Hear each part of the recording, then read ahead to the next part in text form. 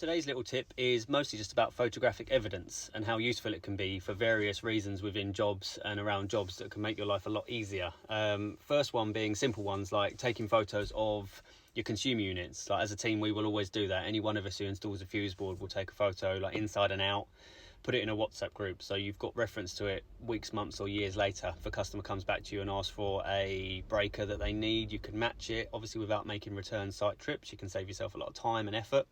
So things like that, doesn't have to just be fuse boards, but there's loads of things like that if you document it, you can save yourself a ton of time. So, and that's worked a lot for us in the past. So that's a really good one.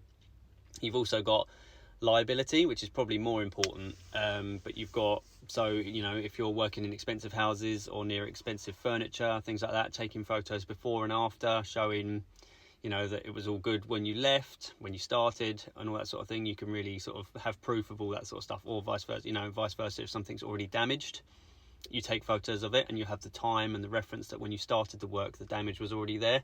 So you can't get people coming back to blame you later date. You can just prove straight away, and that'll save so much time and effort. That's happened to us in the past with people have tried to blame us for things.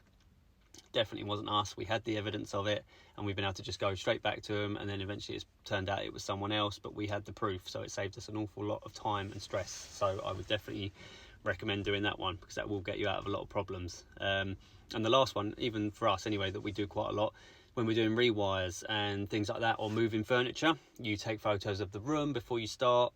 Even shelves and things like that, you can have all the layout. If you want to go the extra mile, we try and take photos of the shelf layout, where the photo frames are and all that sort of stuff, so when you finish the job, everything goes back exactly as it was. You can copy your photos and people are well impressed that you can you've done all this stuff. It's so simple and it doesn't take very long at all, but it really looks like you've put a lot of time and effort in at the end of the job, and that you really care. So that's something that we do because that's what we want to do.